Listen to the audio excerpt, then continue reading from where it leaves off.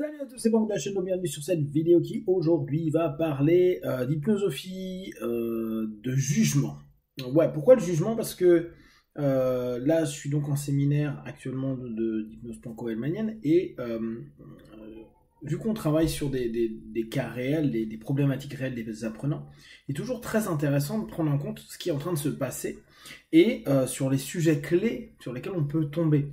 Et là on retombe plus ou moins sur un thème récurrent qui est lié au jugement.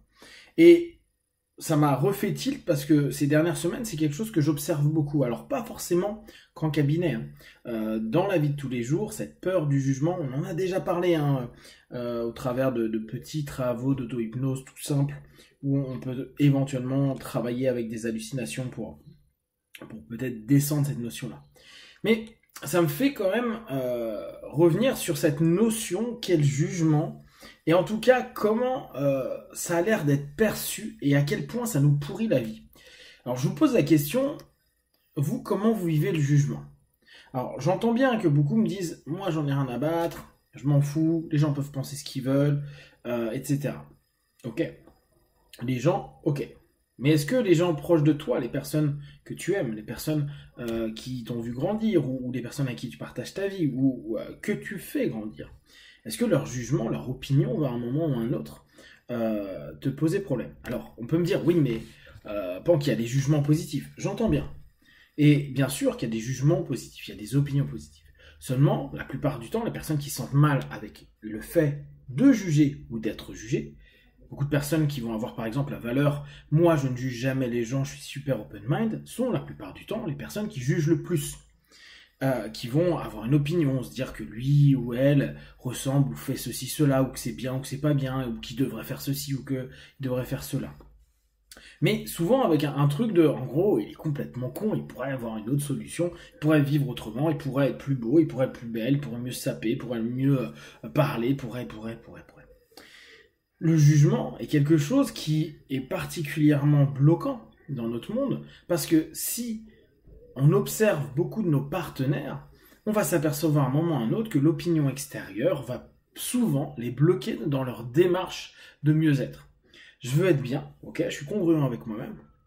Seulement, là on parlait par exemple dans le cours de création d'objectifs, donc tout simple, imprécis, réaliste, écologie, mesurable, et on arrive sur cette notion d'écologie qu'à un moment donné et se dire mais ça me semble clean à l'intérieur de moi et je sens que le monde extérieur au départ pourrait me dire c'est cool, et quand on commence à poser un peu des questions dessus, on peut se rendre compte que c'est un peu embêtant parce que les gens pourront me voir différemment, ou au contraire j'attends que les gens me voient différemment, donc ma motivation qui dans l'accompagnement devrait plutôt être interne, recommence à devenir externe, et je redonne à nouveau pouvoir à ce monde extérieur pour me valider ou m'invalider en me jugeant, en me notant, et en me disant c'est bien ou c'est mal.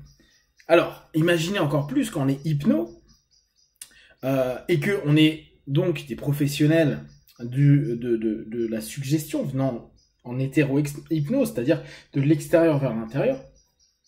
Si quelqu'un a un problème avec le jugement, et que nous, on travaille sur des suggestions pour qu'ils subissent moins le jugement, mais qu'on utilise un modèle hypnotique où nous sommes l'opérateur, d'une façon ou d'une autre, on peut nourrir le pattern dissonant de notre partenaire, c'est-à-dire j'attends de l'extérieur un jugement ou une note pour aller quelque part, pour faire quelque chose, pour valider ou pas ce que je suis en train de faire.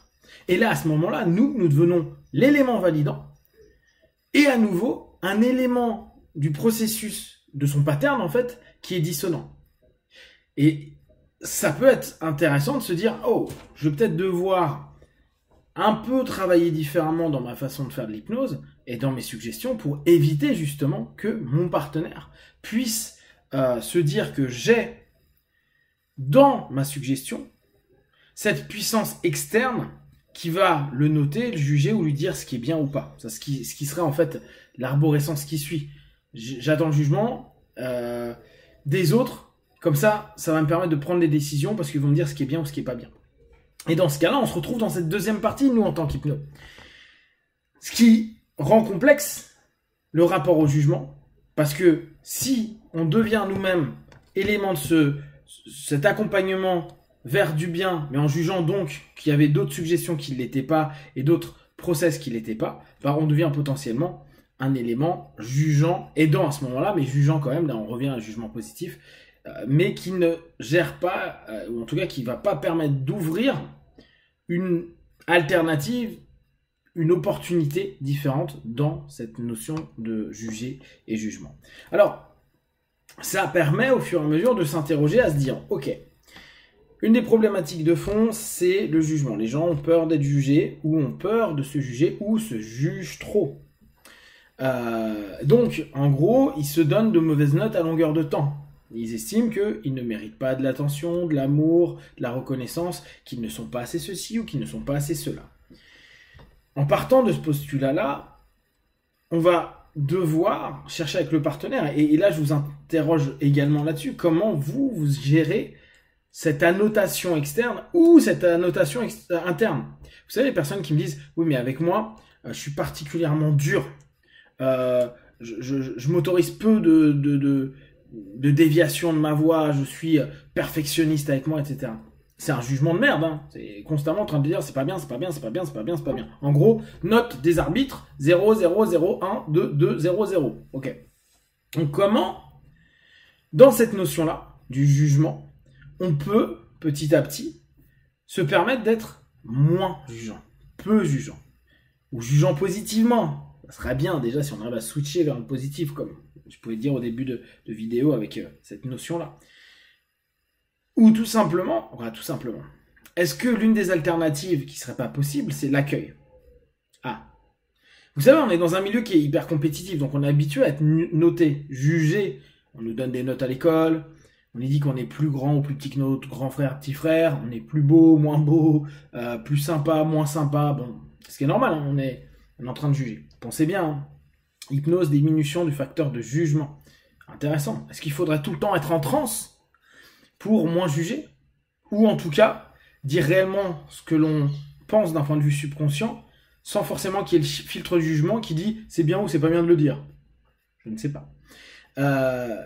Ou est-ce que on pourrait se dire tiens, j'arrête d'être dans ce modèle compétitif. Alors, ça va pas être facile à mon avis, mais j'arrête d'être dans un modèle compétitif de comparaison de moi au monde. Compliqué parce qu'on a grandi avec cette comparaison-là. T'es plus grand, t'es plus blond, t'es plus brune, t'es plus intelligent, moins intelligent, plus rapide, plus sportif, plus, moins.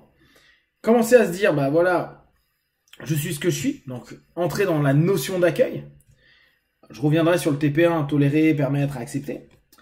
Tolérer qu'on est nous-mêmes et que on n'est pas forcément apte à être aux autres. Par contre, notre société nous ramène constamment cette notion de compétition. Donc, c'est là où ça va être difficile de se dire, est-ce que je peux développer un cheminement, un pattern, une autosuggestion et un comportement interne suffisamment stable, hein, sans dire qu'on est genre ultra confiant, se dire ouais, rien à battre des autres, mais se dire, j'arrive à être dans une forme d'équilibre suffisante pour que, si jugement il y a, je le prenne pas trop en compte. Je dis pas qu'on le prend pas du tout en compte, je le prenne pas trop au compte.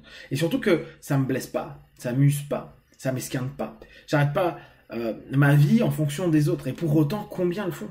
En fonction de papa, de maman, je vais les blesser, pas les blesser, je vais leur plaire, pas leur plaire. Frères, sœurs, famille, amis, patron, femme, enfant.